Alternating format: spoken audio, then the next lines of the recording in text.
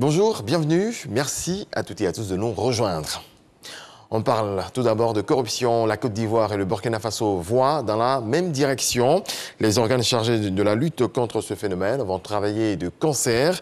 Une rencontre a eu lieu à cet effet. Elle a débouché sur la signature d'un protocole d'accord. Lanciné Bakayoko. Ce protocole d'accord opérationnel d'assistance mutuelle et d'échange d'informations vise à formaliser les relations ivoiro-burkinabé, précisément en matière de lutte anticorruption. Le document, subdivisé en 3 sections, est composé de 13 articles. Tout en respectant la souveraineté aussi bien du Burkina Faso que de la Côte d'Ivoire, la Convention a pour objectif de créer les conditions d'une meilleure coopération entre les 2 institutions en vue de prévenir, détecter, enquêter, combattre efficacement la corruption dans ces manifestations transfrontalières. Dans cette bataille, il faut que tous les acteurs se donnent la main pour que nous puissions créer un maillage serré afin d'endiguer les coups de boutoir de la corruption.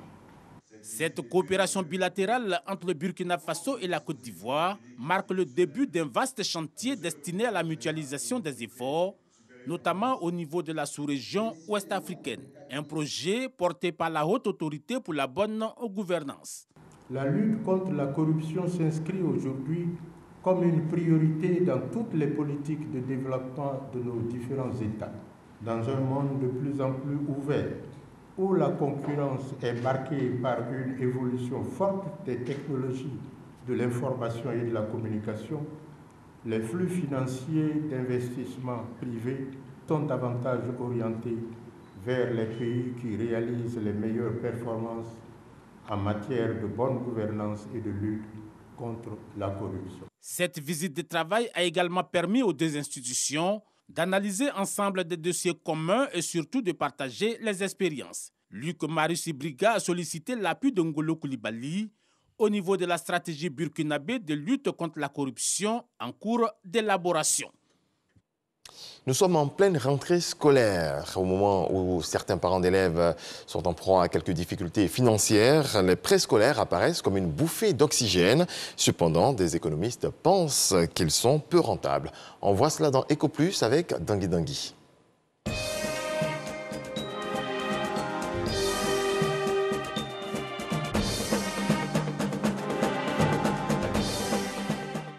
La rentrée scolaire bat son plein et donne souvent l'insomnie aux parents d'élèves, parfois réduits à prendre des prêts scolaires auprès des banques et établissements financiers pour le financement de la scolarité de leurs enfants. La dernière fois que j'ai pris 200 000, juste 200 000. Comme ça, tu rembourses pas autour de 25 000, quelque chose comme ça, donc c'est pas compliqué, quoi. Les banques nous financent pour aider à faire rentrer les enfants. Ça arrange beaucoup les parents. Une fois pris ça m'a arrangé beaucoup. Beaucoup d'Ivoiriens interrogés, même ceux qui n'ont pas encore contracté de prêt scolaire, n'y voient aucun inconvénient. Un prêt scolaire, c'est bien. Ça permet aux personnes quand même de pouvoir scolariser leurs enfants. Ça donne un souffle quand même au budget de chaque foyer. Ce n'est pas tout le monde quand même à qui c'est facile. C'est une bonne chose. Vous pouvez aider quand même les démunis. Les parents qui sont beaucoup limités dans les dépenses, dans les finances, vous pouvez aider leurs enfants à pouvoir avancer dans les études. Je n'ai jamais payé parce que quand je travaille, je fais l'économie de mon argent pour scolariser mes enfants. Économiste et enseignant, Samuel Maté dit comprendre les raisons qui poussent de nombreux parents à prendre des prêts scolaires chaque rentrée, tout en jetant un regard mitigé sur la question. Il faut minimiser le prêt scolaire parce que vous pouvez vous retrouver dans une situation extrêmement difficile, surtout en ces temps de Covid où les entreprises ferment leurs portes, que le prêt soit le dernier recours, que le prêt soit au minimum et que vous vous prépariez à toutes les options possibles. Pourtant, ces prêts scolaires dont les taux d'intérêt varient entre 6,5% et 8% en fonction des banques sont des produits bancaires bien prisés. Cet établissement bancaire consacre une enveloppe de plus de 3 milliards de nos francs par année aux prêts scolaires. C'est pour aider déjà les parents qui veulent scolariser leurs enfants de le faire à moins de coût et un taux très bas. En plus, c'est un produit d'appel. Selon elle, 70% des clients de son établissement touchent des prêts scolaires, dont l'obtention obéit à des critères. Pour être éligible au prêt scolaire, il faut être client particulier, titulaire de compte chèque ou un client professionnel disposant d'un compte vie domestique dont le revenu mensuel net est viré depuis au moins 3 mois. La durée du remboursement du prêt scolaire n'excède pas 1 an. La valeur d'un prêt scolaire ne vaut que par l'usage qu'on en fait, selon de nombreux experts. Les prêts scolaires sont aussi bien une opportunité d'affaires pour les banques et établissements financiers qu'une bouffée d'oxygène pour les parents d'élèves. Reste maintenant à employer effectivement ces prêts au financement de la scolarité des enfants, appelés à transformer cet investissement en bons résultats scolaires. Autre volet de l'actualité, blackout pour Facebook, Instagram, WhatsApp et Messenger. Cela dit pendant quelques heures, si le propriétaire Mark Zuckerberg a perdu plus de 6 milliards de dollars, il en est de même pour des startups ivoiriennes rencontrées par Cheikh Koné. Regardons. Ce 4 octobre 2021 sera considéré comme le lundi le plus long de l'année pour les internautes du monde entier. Le shutdown occasionné chez le géant californien sur ses applications de messagerie et de partage de photos, Facebook, Instagram, WhatsApp et Messenger, a créé une panique généralisée ressentie à Abidjan. Blanche Adou est à la tête d'un institut de beauté dont la principale activité est la commercialisation de produits cosmétiques en ligne. Mais ce lundi noir, elle ne compte pas l'oublier de sitôt. Notre commerce dépend à 80% des réseaux sociaux et le problème d'hier nous a vraiment causé des soucis parce qu'on a l'habitude d'avoir des commandes 24 heures avant la livraison. Ce matin, on n'a pas pu faire les livraisons de lundi, on voit jusqu'à 180 200 000 francs. Les pertes? Oui, pour la journée d'hier. Depuis 3 ans qu'elle s'est lancée dans ce business, les réseaux sociaux ont toujours représenté la meilleure alternative pour booster ses ventes. Mais depuis, elle déchante. L'impact de ce bug mondial ne s'est pas seulement fait ressentir chez les vendeurs en ligne. Les entreprises de services spécialisées dans la formation et le conseil ont elles aussi été touchées. Au niveau formation, ça n'a vraiment pas impacté parce qu'on utilise d'autres plateformes pour pouvoir réaliser nos formations qui ne sont pas forcément présentielles. Mais sur la partie conseil, ça a vraiment pénalisé certains de nos clients qui ne pouvaient pas malheureusement communiquer avec leurs clients. On a une cliente, elle avait du mal vraiment. Il y avait des clients qui avaient commandé, mais comme ça ne marchait pas, elle ne pouvait pas appeler les clients, elle ne pouvait pas valider ses commandes. Donc plus d'une dizaine de commandes qu'elle n'a pas pu honorer hier. Donc c'est un manque à gagner. Dans l'ensemble, de nombreux usagers ont subi le coup. Chacun y va de sa mésaventure. Et je me suis dit que c'est mon téléphone qui avait un problème. Donc j'ai essayé de réinitialiser mon téléphone alors qu'il n'y avait pas de réseau. Donc mon téléphone s'est déprogrammé. Et j'ai passé toute la journée auprès de ces jeunes-là. J'ai même acheté encore un téléphone suite à cet incident. Bon, il faut dire que ça a gâté le moment passé. On n'arrivait pas à coordonner nos trucs, gérer nos business, correspondre avec des gens de l'autre côté et tout et tout. Pour les spécialistes du digital, les pertes économiques enregistrées doivent contribuer à réduire la dépendance aux réseaux sociaux. Tous les secteurs vitaux, tous les métiers ont été impactés hier. De l'e-commerce, en passant par la santé, en passant par la livraison, en passant par la sécurité, en passant même par l'information. Tous les métiers ont été impactés par le bug d'hier. Et on ne veut pas trop rentrer dans les chiffres, on attend d'avoir confirmation, mais il faut tourner autour de 500 millions de pertes hier en 5 heures de temps. Donc ce qui fait qu'aujourd'hui, il est recommandé pour une entreprise ou bien pour une organisation, une institution, de varier les plateformes digitales. Deuxièmement, il ne faut pas aussi tout se digitaliser. Nous sommes quand même des humains. Hier, le bon vieux SMS fonctionnait.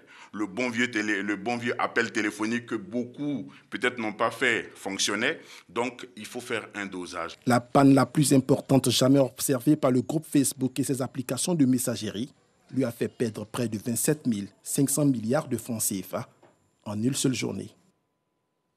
Eux aussi ont beaucoup perdu. Les sinistrés de la tornade survenue le 2 septembre dernier dans le département de Tiébissou reçoivent du soutien. La ministre de la Solidarité et de la lutte contre la pauvreté a traduit la compassion du gouvernement aux sinistrés du village d'Abé, on le disait, dans le département de Tiébissou. Le point de Salima Toudia.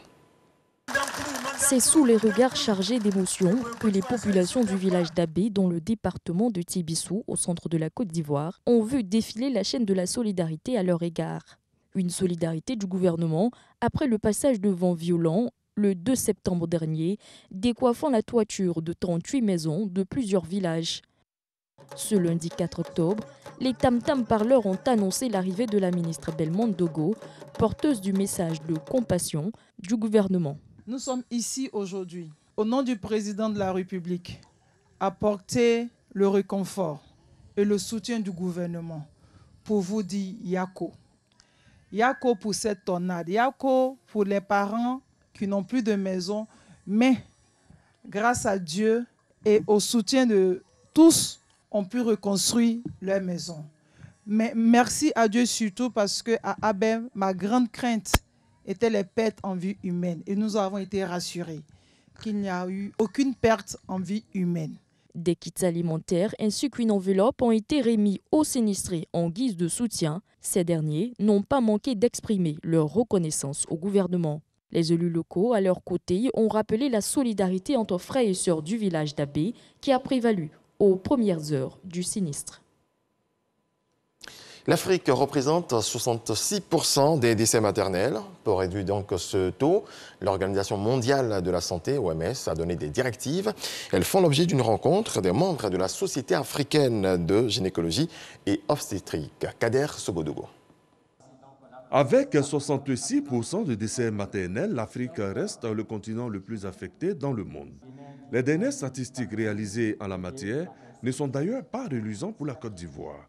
Plus de 600 décès pour 100 000 naissances vivantes. Des directives pour sortir de l'ornière existent et sont à l'ordre du jour de cet atelier de Yamoussoukro entre la Société africaine de gynécologie obstétrique et l'Organisation mondiale de la santé, OMS. Cette rencontre se situe dans le cadre du pré-congrès de la Société de gynécologie et obstétrique de Côte d'Ivoire, Sogossi. Il s'agit de directives pertinentes, de standards d'activité qui permettent justement une accélération de la réduction de la mortalité maternelle, que l'OMS a édicté depuis des années, que l'OMS met à jour de façon régulière et qui doivent se traduire sur le terrain, être appropriés par les différentes sociétés savantes pour que notre action sur le terrain soit efficace.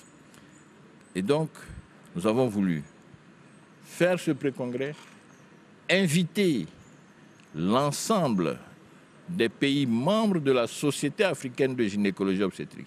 Il y a une vingtaine de pays membres de cette association scientifique, de cette société scientifique. Fort heureusement, il y a 18 qui ont répondu et qui ont amené des délégations. Donc l'ensemble de ces représentants vont discuter, vont s'approprier ces standards, ces directives et normes pour pouvoir les traduire donc, dans leurs pays respectifs. C'est l'importance de ce pré-congrès qui va durer 2 jours. L'OMS tient à rappeler les indicateurs. On nous invite à réduire de moitié au minimum le ratio de mortalité maternelle et de réduire de 2 tiers pour le cas de la Côte d'Ivoire ce ratio de mortalité maternelle dans les 5 ans à venir.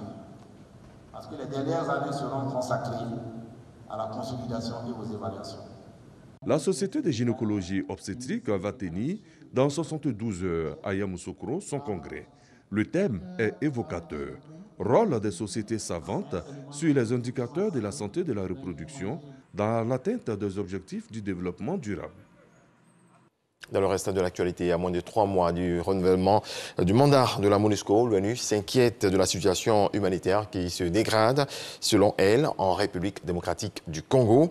Un Congolais sur 3 dépend de l'aide, mais celle-ci ne peut toujours être distribuée comme il le faut à cause de la situation sécuritaire du pays.